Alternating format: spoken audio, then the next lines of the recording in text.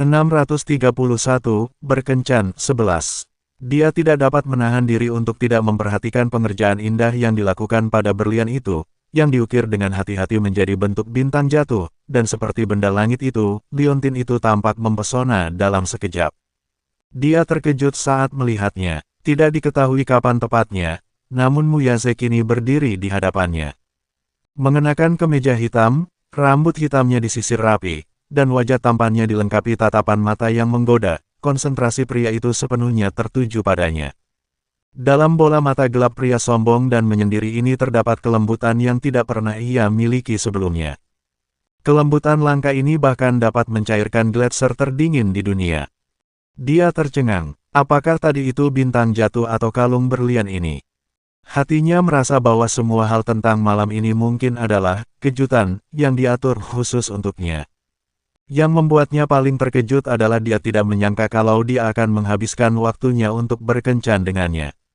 Setahu dia, waktunya sangat berharga.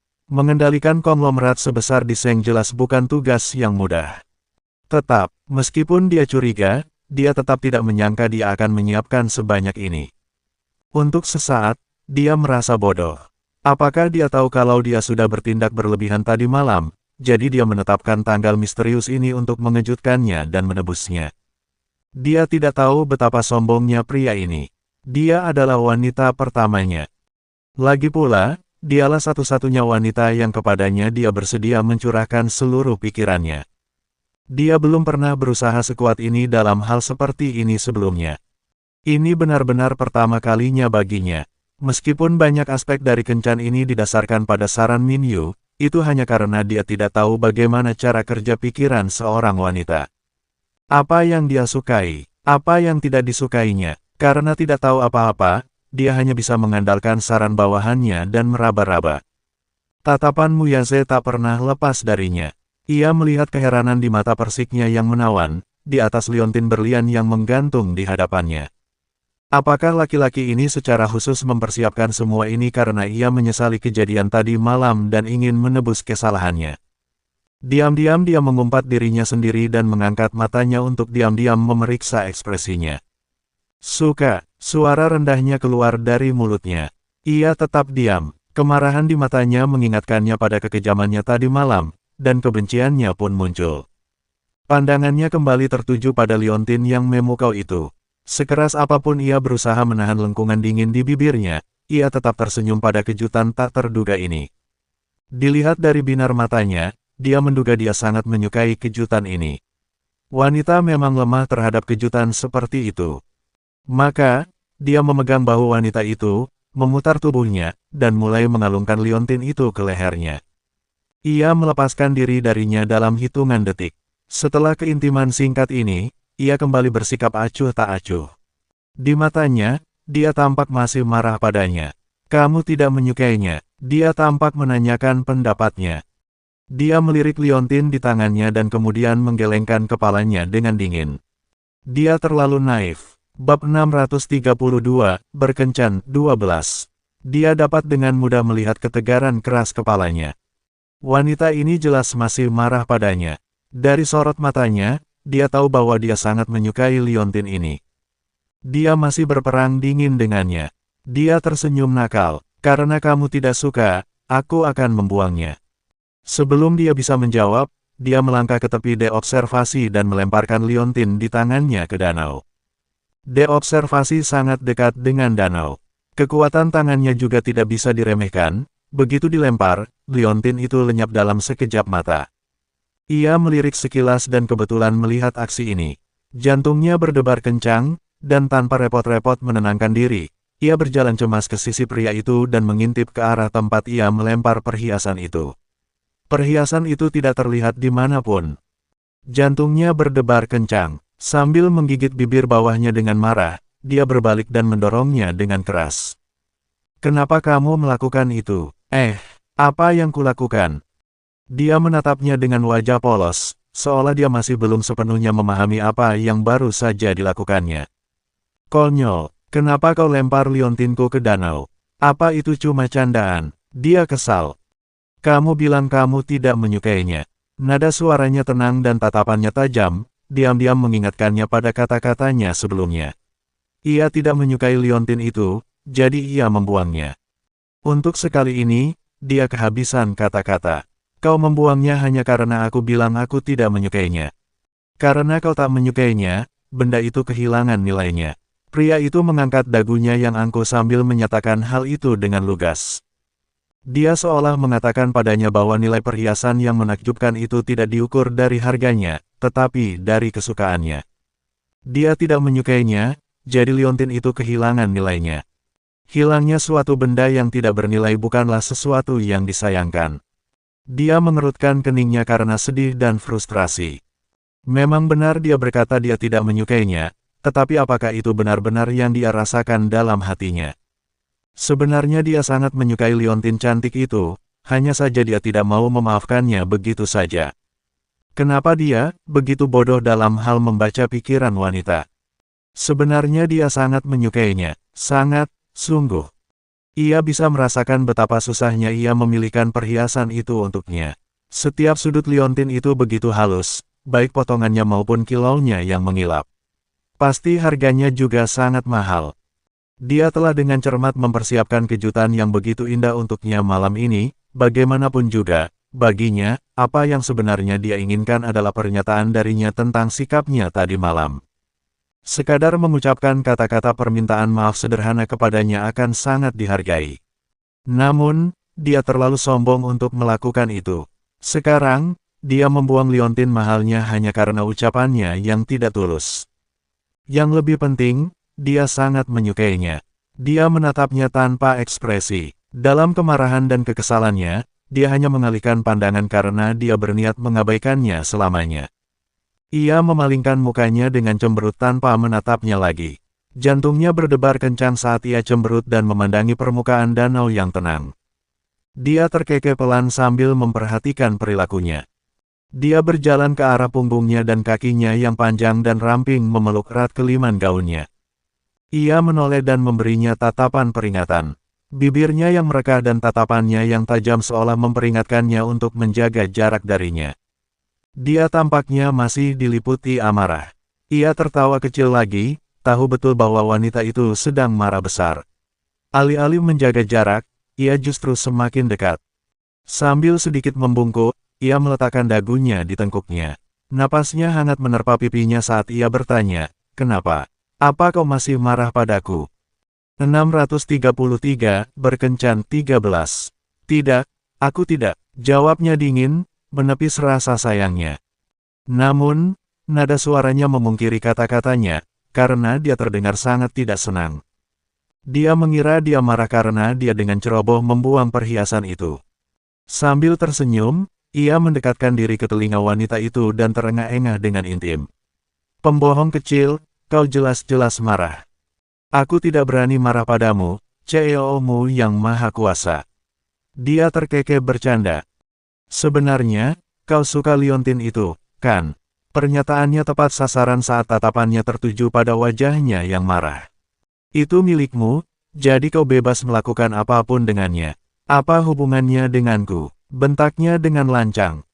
Dia tidak menyadari bahwa percakapan dan perilaku mereka saat ini hanyalah rayuan belaka. Dia tersenyum dan tahu dalam hatinya bahwa dia sedang bermain jual mahal. Dia agak bodoh, dan tidak berpikir pada saat yang sama. Apakah dia benar-benar mengira bahwa dia tidak tahu betapa dia menyukai liontin ini? Pria itu perlahan membuka telapak tangannya. Seolah-olah dengan sihir, kalung yang seharusnya telah dibuangnya itu berada dengan tenang di tengah telapak tangannya, memancarkan kilau yang menawan dan lembut di bawah sinar bulan yang terang. Bahkan, ia bisa tahu apa yang dipikirkan wanita itu hanya dengan melihatnya. Wanita itu tidak bersungguh-sungguh ketika mengatakan tidak menyukainya, itu hanya cara wanita bersikap ketika marah. Dia juga bisa mengatakan bahwa apa yang dirasakannya adalah kebalikannya, dia sangat menyukainya. Dia hanya menggertak saat berpura-pura membuang kalung itu. Namun, dia tertipu oleh tindakan palsunya dengan melemparkan kalung itu ke danau dengan kail, pancing, dan pemberat. Ekspresi cemasnya tak dapat lepas dari matanya. Berdiri di belakangnya, dia dengan lembut menyibakkan rambutnya ke samping untuk memperlihatkan kulit putih bagaikan porselen di tengkuknya. Matanya berbinar ketika punggungnya agak menegang. Kulitnya yang lembut, putih, dan tanpa cacat bagaikan sebuah mahakarya, terutama saat ini ketika permukaan air yang gelap, yang memantulkan cahaya bulan yang pucat, menonjolkan kulitnya yang seperti batu giok. Dia sungguh cantik luar dan dalam. Gaun hitam berkelas yang dikenakannya sangat kontras dengan kulit putihnya, gaun itu memancarkan daya tarik terlarang.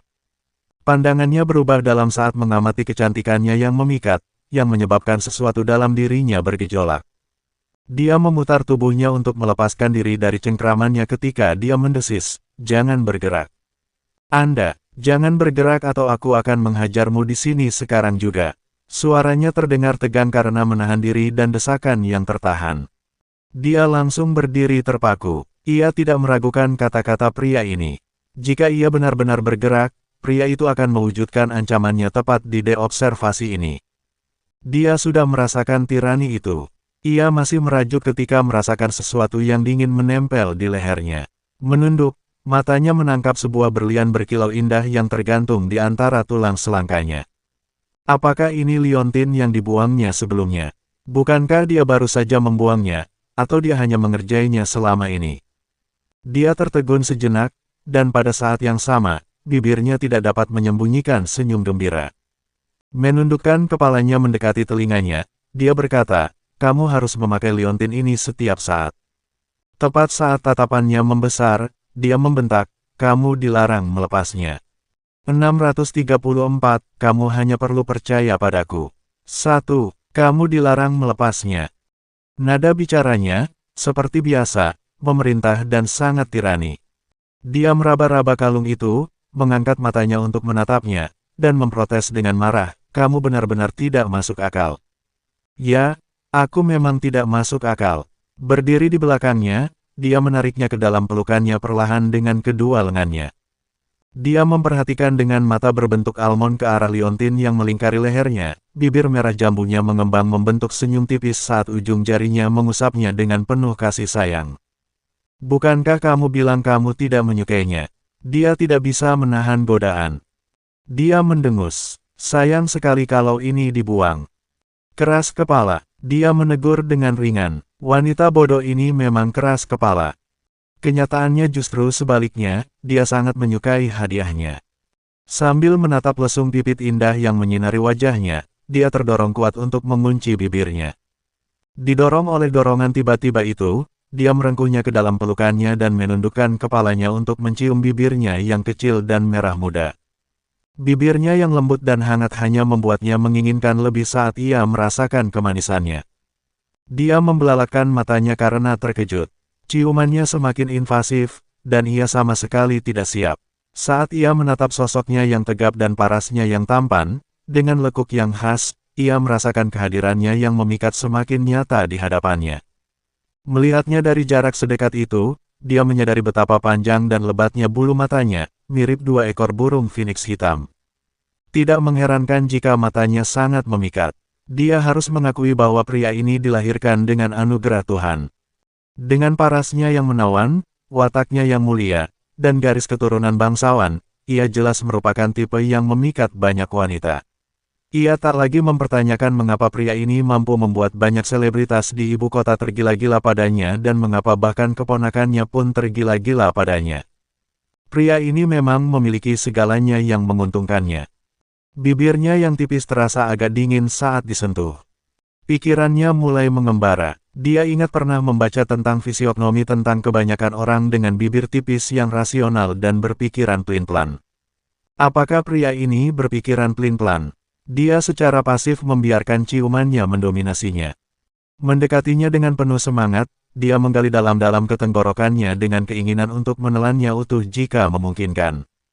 Pikirannya entah kenapa mulai melayang jauh ketika pria itu memeluk pinggangnya erat-erat dan menempelkan bibirnya ke bibir wanita itu, menelusuri garisnya dengan napas terengah-engah. "Apa kau memasukkan nomorku ke daftar hitam karena Mu Wanru mengatakan sesuatu padamu?" Ia membuka matanya karena terkejut, hanya untuk melihat pria itu juga menatapnya. Tatapannya diam-diam bertanya. Petik 2,2. "Mengapa kamu tidak berbicara?" Tampak ragu, dia memegang dagu wanita itu dengan ibu jari dan jari telunjuknya. Awalnya dia mencurigai Mu Wanru telah membuat pernyataan palsu bahwa dia mengandung anak kandungnya. Kebanyakan wanita sensitif terhadap hal-hal semacam ini, terutama Yun Cixi yang keras kepala. Hal itu sama sekali tidak bisa diterima olehnya. Namun, ini hanya kecurigaan saja. Adapun apa sebenarnya yang membuatnya memasukkannya ke dalam daftar hitam tanpa penjelasan, dia perlu mengklarifikasi hal itu dengannya. Pertanyaannya secara tidak sengaja mengingatkannya pada kehamilan Mu Wanru. Wanita itu memiliki anak darinya, tetapi apakah itu benar-benar anaknya? 635, kamu hanya perlu percaya padaku. 2. Yun Cixi terdiam sejenak. Perlahan, ia berkata, dia memberitahu saya bahwa dia mengandung anak Anda dan menuduh saya sebagai pihak ketiga dalam pernikahan Anda. Hah, Mu Yaze mendengus mendengarnya. Ia merasa frustrasi, tetapi semakin tak berdaya. Jadi, kau percaya padanya? Kalau alasan dia dimasukkan ke dalam daftar hitam itu bukan itu, mungkin dia masih bisa terima. Tapi kalau dia percaya begitu saja pengakuan sepihak dari perempuan tidak penting itu tanpa bukti yang kuat, dia merasa diabaikan begitu saja. Wanita ini keterlaluan. Melihatnya mengejek, dia mengangkat sebelah alisnya. Ada apa? Kamu percaya sepenuhnya pada kata-katanya. Jadi, matanya yang dalam menatap tajam ke wajahnya saat dia bertanya, apakah aku tidak layak mendapatkan kepercayaanmu yang tanpa syarat? Bagaimana aku bisa percaya padamu? Dia membalas dengan putus asa. Dia tidak dalam posisi untuk menanyainya. Saat dia mengetahui kehamilan Mu Wanru, dia hanya merasakan putus asa yang teramat sangat. Dia mempercayainya tanpa keraguan saat itu. Lagi pula, dia tidak dalam posisi untuk mengajukan pertanyaan, bukan? Wanita itu adalah tunangannya, dan dia adalah tunangannya. Bahkan jika dia memiliki anaknya, itu adalah hal yang wajar. Apakah ini saatnya baginya untuk mundur? Dia tidak berpikir begitu sekarang. Segala sesuatu yang dimiliki wanita itu sekarang pada awalnya adalah miliknya. Dia tidak akan menyerah lagi dan akan menggunakan segala cara yang mungkin untuk mengambil kembali semua yang seharusnya menjadi haknya. Sambil memikirkan hal itu, ia mengerutkan bibir. Saat itulah ia mendengar tawar yang pria itu. Aku tahu. Dia mengerutkan kening. Saat ia mengamati raut wajah tak nyamannya, sesuatu terlintas di benaknya, dan ia pun menggodanya. Apa kau memasukkanku ke daftar hitam karena kau cemburu? Matanya terbelalak kaget saat dia melihat pria itu menatapnya tajam dan penuh kesombongan. Ia mengamati tatapan tertegunnya, bukan dengan rasa jengkel, melainkan dengan kesombongan yang tak tertahankan. Ia lalu teringat kata-kata Min Yu. Kecemburuan sama dengan suka, wanita ini menyukainya. Tidak ada keraguan tentang hal itu. Sedemikian rupa sehingga perasaannya terhadapnya seharusnya di luar batas normal. Apakah itu sebabnya dia memasukkannya ke dalam daftar hitam saat dia menjadi sangat marah ketika Mu Wanru memamerkan dirinya di hadapannya? Kamu menyukaiku. Ia berhenti sejenak, merasa istilah itu kurang tepat, ia pun mengubahnya. Yun Cixi, kau jatuh cinta padaku. Kata-katanya singkat dan santai, tetapi nadanya terdengar senang dan sombong. Dia menatapnya dengan mata terbelalak dalam kebingungannya dan bertanya-tanya dari mana dia mendapatkan kepercayaan dirinya. Bagaimana kecemburuan disamakan dengan seperti? Dia sebenarnya menyamakan tindakannya dengan cinta.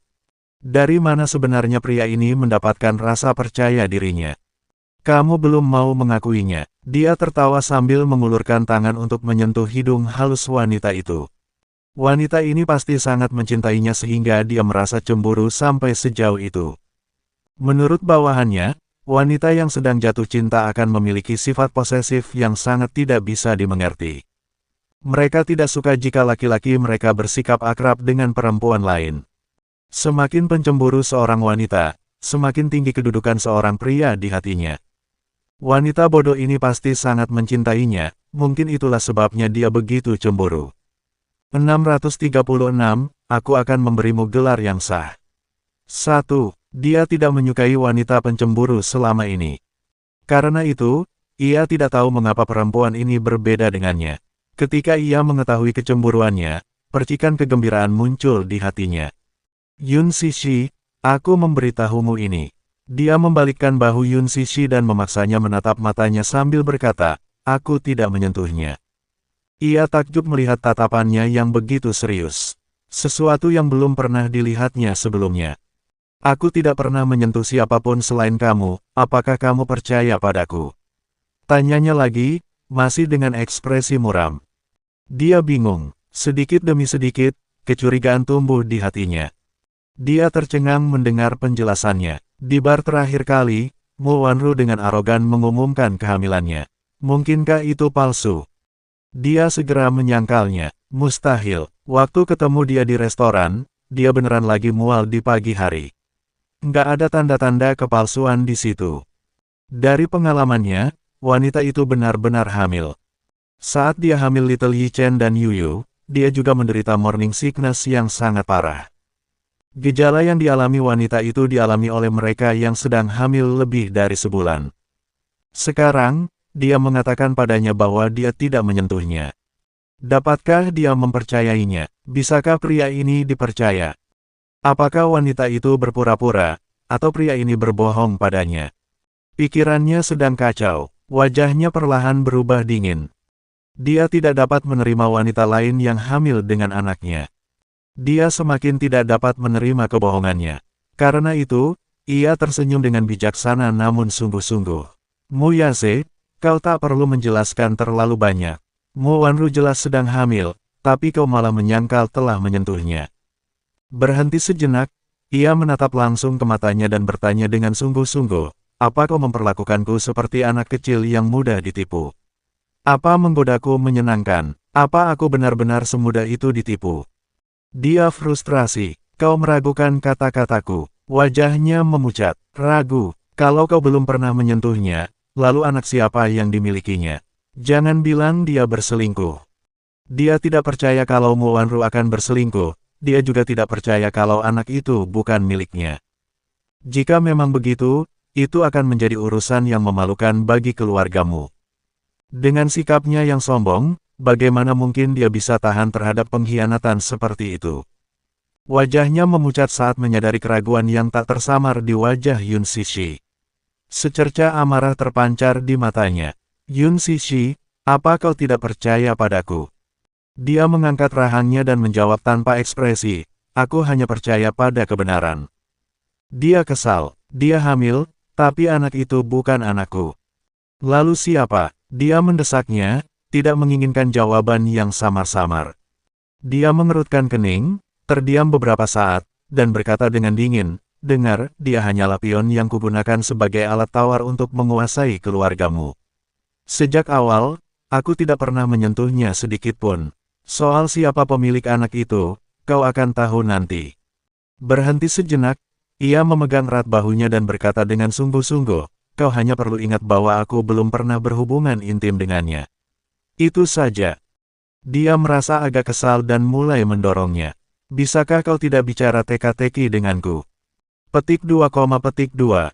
Ia mencengkeram kerah bajunya dengan frustrasi dan bertanya dengan tak terkendali. Kalau dia pion bagimu, lalu bagaimana denganku? Apa aku juga pion? 637, aku akan memberimu gelar yang sah. 2. Matanya berubah dingin dan wajahnya berubah marah. Aku tidak pernah bilang kau pion. Kau bersedia bertunangan dengan apa yang kau sebut, pion, tapi kau bahkan tidak bisa memberiku gelar yang sah. Apakah aku tidak layak menjadi pion di matamu? Dia tertawa dingin. Balasannya membuat wajah pria itu semakin muram. Dia membeku pada saat itu juga. Apa maksudmu? Ia tersenyum sambil berusaha tetap tenang, tetapi getaran masih terasa dalam suaranya. Mu Yase, aku menyukaimu. Bagaimana denganmu? Apa kau juga menyukaiku? Bibirnya terbuka, tetapi tidak ada kata yang keluar. Kata, seperti, tersangkut di tenggorokannya, tidak dapat diucapkan. Dia adalah laki-laki yang sombong dan angkuh, sehingga dia tidak bisa dengan mudah mengucapkan kata, suka, di hadapan wanita yang disayanginya. Saat dia diam, senyum di wajahnya sedikit mendingin. Aku juga akan bilang ini. Karena aku menyukaimu, aku bisa mengakuimu dan bahkan memberikan hatiku padamu. Lalu bagaimana denganmu? Apa kau bisa melakukan hal yang sama? Dia bisa, meskipun itulah yang ada di pikirannya, dia tidak dapat mengungkapkannya dengan kata-kata. Dia menatapnya tajam. Untuk sesaat, Semuanya hening. Apakah kamu tahu siapa yang baru saja kutemui? Dengan wajah agak pucat dan bulu matanya terkulai kecewa, ia berkata lemah, aku bertemu Song E-nya. Dia benar-benar menuduhku di depan orang banyak, mencemoohku karena menjadi pihak ketiga. Mu Yaze, apakah perasaanku murahan, atau di matamu, aku hanyalah pion yang bisa kau eksploitasi dan siap sedia. Kau bisa memberimu Wanru pertunangan yang pantas, tapi kau tak bisa memberiku gelar yang sah. Aku tak mau kencan romantis atau liontin berlian yang indah, dan aku tak mau kau bersusah payah untuk menyenangkanku. Dia mengangkat matanya ke arahnya dengan wajah pucat. Tatapan mereka bertemu. Ia menatapnya, lalu tiba-tiba mendekat, dan merapatkan tubuhnya ke dada pria itu. Ia mengangkat jarinya dan mengetuk pelan dada pria itu. Di sanalah detak jantungnya yang kuat. Saya menginginkan ini, bisakah kamu memberikannya kepadaku? Dia menatapnya dengan saksama. Tenggorokannya terasa kering, tetapi ia tetap bertanya. Cinta yang kuinginkan, kuharap ia memiliki nama yang sah, bisakah kau memberikannya kepadaku? Keheningannya yang terus berlanjut perlahan-lahan membuatnya merasa patah hati. Ia tertawa hampa dan tiba-tiba merasa interogasi ini menggelikan. Dia menyebutkan hatinya. Dalam hatinya, apakah dia benar-benar pion yang siap melakukan apapun perintahnya? Tahukah kau apa arti pernikahan bagiku? Kalau kau bahkan tak bisa memberiku gelar yang sah, kenapa aku harus terus menyukaimu? Dia menggertakkan giginya dan dengan lemah menyatakan, aku tidak menyukaimu lagi. Pernyataan itu bagaikan es yang menusuk jauh ke dalam dagingnya. Saat itu, hatinya seakan tertusuk maut. Apakah dia baru saja menolak untuk menyukainya? Sialan wanita ini, bagaimana mungkin dia bertindak sendiri? Apakah dia mengizinkannya untuk tidak menyukainya? Ia berdiri terpaku di tempatnya. Bersamaan dengan tubuhnya yang besar dan angkuh, ekspresi wajahnya juga membeku, sorot matanya menunjukkan kebingungan, rasa malu, dan amarah. Karena tidak tahan lagi dengan sikap diamnya, dia berbalik untuk pergi. Dia mengulurkan tangan untuk mencengkeram lengannya erat-erat dan menariknya kembali. 638, aku akan memberimu gelar yang sah. 3. Dia merasakan gelombang pusing saat dia didorong ke pagar depan. Dengan satu tangan di pinggangnya dan satu lagi di pagar, pria itu menjebaknya tepat di hadapannya. Saya akan memberimu kesempatan untuk menarik kembali pernyataanmu. Dia menundukkan pandangannya ke arahnya dan dengan dingin menuntut, cabut pernyataanmu sekarang. Menarik, wajahnya memucat. Dengan bibir mengerucut, ia menjawab, baiklah. Pernyataan mana yang kau ingin aku tarik? Yang itu soal kamu yang menolak menyukaiku lagi. Sudut-sudut mulutnya semakin mengerut karenanya. Ia mengalihkan pandangannya darinya dan mengubah wajahnya menjadi ekspresi datar dan dingin. Dia tetap bungkam untuk waktu yang lama. Keheningannya membuatnya frustrasi tanpa henti. Saat matanya dipenuhi air mata yang terpendam, tangannya yang menggenggam bahunya tanpa sengaja mengencang. Katakan. Pandangannya tak pernah tertuju padanya. Ia mencoba berbicara beberapa kali, tetapi tenggorokannya terlalu kering. Katakan, dia telah kehilangan sebagian kesabarannya. Wanita ini memang ingin membuatnya marah. Dia menatap wajah dinginnya sambil berulang kali menahan amarahnya yang hampir meledak. Apakah begitu sulit untuk menarik kembali pernyataan itu? Dia melotot tajam ke arahnya, lalu mencengkeram rahangnya agar menghadap ke arahnya, dan dengan hati-hati berkata, Yun Sishi, ingatlah ini, kau dilarang meninggalkanku. Apa maksudmu? Geramnya, Mu Yaze, kau ingin aku jadi wanita simpananmu, burung kenari di kandangmu. Kau wanitaku, bukan burung kenari. Koreksinya dengan angkuh sambil terus menatapnya. Kau tak perlu menggunakan kata-kata itu untuk membuatku jengkel. Benar sekali, wanita, kamu bisa punya banyak. Meskipun jantungnya berdebar-debar kesakitan, ia berusaha keras untuk tetap tenang. Ia menambahkan dengan acuh tak acuh, begitulah, aku bukan satu-satunya untukmu. Anda, bagaimana mungkin wanita ini meneruskan pembicaraan sepihaknya? Dia tidak punya wanita lain selain dia. Dengan wajah berat, dia berkata, kaulah satu-satunya bagiku. Dia menatapnya dengan kaget, tetapi berhasil bertanya dengan tenang. Apa yang bisa kau gunakan untuk membuktikannya? Kamu ingin aku memberimu gelar yang sah? Itu pertanyaan retoris. Pasti, Dia tidak berbicara, tetapi diam-diam setuju. Angin dingin bertiup melintasi observasi. Angin sore dari danau sangat dingin dan basah. Dia mundur ke pagar. Meskipun dia mampu mengendalikan diri, cengkeramannya di bahu wanita itu masih cukup kuat hingga menimbulkan rasa sakit yang tumpul darinya. Wajahnya tetap diam tidak berubah. Bola matanya yang hitam terfokus sepenuhnya padanya.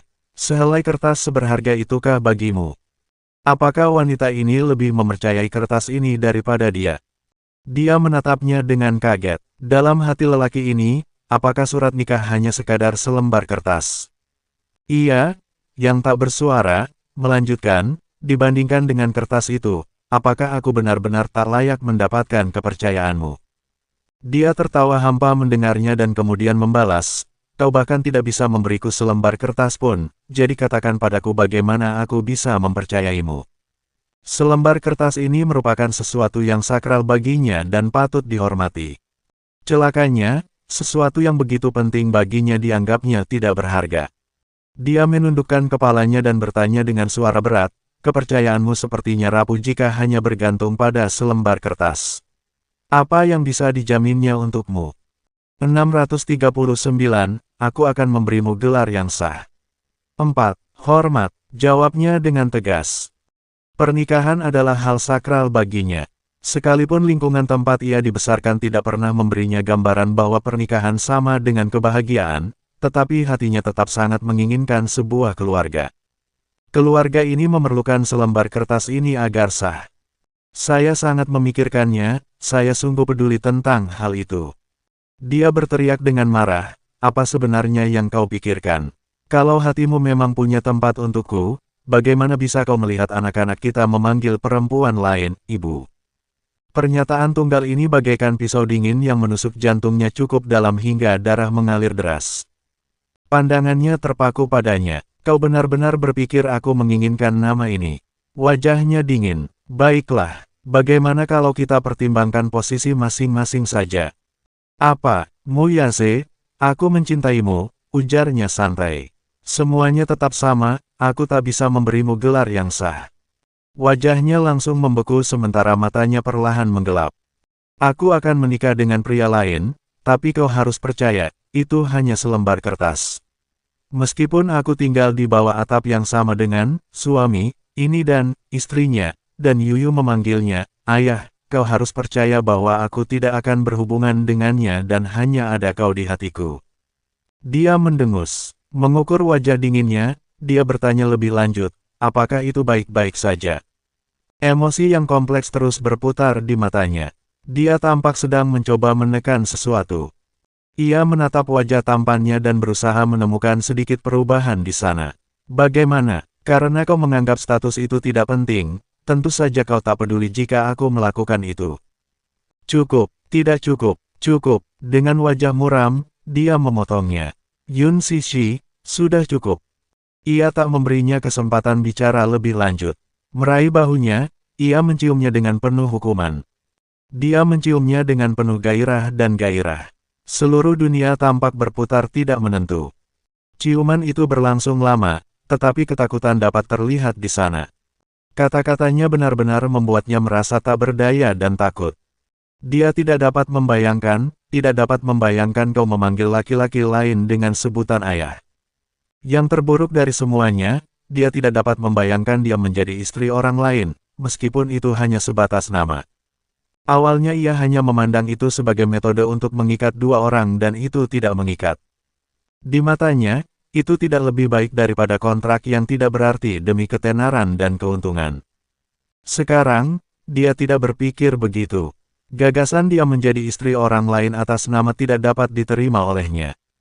Bahkan untuk selembar kertas, dia dengan keras kepala menutup rapat bibirnya dan tidak mau memberinya kesempatan memasuki mulutnya. Meski dia terus menyerang dengan ganas, dia tidak mau mengalah. Ia mengamuk karena penolakannya, matanya berkilat merah tua. Ia melingkarkan lengannya yang kuat di pinggangnya dan mendesak tubuhnya lebih dekat ke dadanya. Dengan keras kepala, dia tetap menutup mulutnya sampai pria itu merasakan sedikit darah. Tanpa sadar, bibirnya robek. Ada sedikit darah di bibirnya. Pandangannya jatuh. Ujung lidahnya perlahan membelai luka berdarah itu, dan rasa darah yang metalik langsung memenuhi mulutnya. Meskipun dia terluka, dia menolak menyerah padanya. Hanya demi rasa logam ini, dia mencium bibirnya lagi. 640, aku berikan seluruh duniaku padamu. Seolah kehilangan jiwanya sesaat, dia menatap kosong ke depan seperti boneka tak bernyawa. Dia menahan bibirnya yang menggoda dan menatapnya kosong sambil menggertakkan giginya. Muyase, apakah kamu mencintaiku? Tubuhnya menegang sesaat sementara wajah tampannya membeku. Dia terus bertanya, apakah kau mencintaiku? Aku ingin tahu apakah kau menjadikanku sebagai mainan cintamu atau kekasihmu. Petik 2, Berbicara. Petik 2, Katakan sesuatu, apakah pertanyaan ini sulit kau jawab? Tatapannya tajam menatap bola matanya yang gelap. Detik berikutnya, dia mendekat dan dengan paksa menutup mulutnya dengan mulutnya lagi. Ia melumat bibir wanita itu dengan bibirnya dan menatap matanya dalam-dalam. Dari tenggorokannya, terdengar suara serak. Cinta. Matanya berkedip karena terkejut sesaat, lalu dia berdiri terpaku di tempatnya. Dia mengira dia akan tetap diam sampai akhir. Mendengar kata itu keluar dari mulutnya sungguh di luar imajinasinya yang paling liar. Cinta. Ia perlahan mengulang kata itu. Menjilati noda darah di lipatan bibirnya dengan lidahnya, ia melangkah dengan berat. Akan kuberikan kertas yang kau inginkan. Jika ini yang diinginkannya, maka dia akan memberinya apa yang diinginkannya. Dia benar-benar terpukul. Aku akan memberimu cinta sejati yang kau inginkan. Petik 2, Dia tercengang oleh pernyataan tirani itu. Seorang lelaki sombong yang mengalah padanya dengan cara seperti ini sungguh tidak dapat dipercaya. Sejujurnya, dia adalah pria yang sangat keras kepala. Keras kepala dan tirani. Bila ia sudah mantap memilih sesuatu, ia tidak akan menyerah, betapapun orang lain berusaha menghalanginya. Dengan cara yang sama, tidak ada wanita lain yang dapat menggantikan wanita yang ditujunya. Dia bisa memuaskan semua keinginannya kecuali meninggalkannya. Dia tidak akan pernah membiarkan itu terjadi. Ia mengangkat tatapannya yang tajam dan menatap wajahnya dengan hangat dan lembut, alisnya sedikit mengendur. Aku bisa memberikan semua yang kau inginkan, kecuali meninggalkanku. Selain itu, aku bisa memberikan segalanya. Dia tercengang. Dia mendekat untuk merasakan bibirnya yang hangat dan lembab saat kata-kata yang jelas dan nyata terucap dari bibirnya. Kau menginginkan seluruh keberadaanku, maka aku akan memberikannya hanya padamu. Petik 2, Aku janji, aku tidak akan menyentuh wanita lain. Hanya kamu satu-satunya. Petik 2, Aku hanya menginginkanmu. Bisakah dia mengerti? Pengakuannya tampak agak canggung. Tak ada bahasa-bahasa berbunga-bunga atau janji-janji abadi seperti pria-pria lain. Setiap kata-katanya begitu lugas dan tegas, dengan nada serius. Ia menceritakan semua itu kepadanya tanpa basa-basi. Yun Sishi, aku hanya menginginkanmu. Muyase. Jika kau mau, aku bisa memberikan seluruh duniaku padamu. Faktanya, dia akan memberikannya tanpa reservasi. Kecuali meninggalkanku, aku bisa berikan segalanya padamu. Sekarang, bolehkah aku menciummu? Tanyanya dengan suara seraknya. Dia menginginkannya. Dia sungguh menginginkannya seperti orang gila. Wanita ini bagaikan kutukan yang menimpanya. Kini, ia terperangkap tanpa jalan keluar kecuali melalui wanita itu. Ia menggigit bibirnya saat hatinya dikejutkan oleh pengakuannya. Perlahan, ia merentangkan lengannya yang sehalus batu giok di pinggangnya. Itu seperti sebuah undangan baginya. Dia merasakan ujung jari rampingnya dengan lembut mengangkat dagunya. Wajahnya yang sempurna mendekat dengan intim. Sambil menundukkan kepalanya, dia dengan lembut menutupi mulutnya dengan bibirnya yang tipis dan lembab. Napasnya yang segar tercium di sela-sela giginya, aroma menyegarkan yang unik miliknya menyelimuti dan memikatnya. Selanjutnya bab 641, mari kita makan dulu.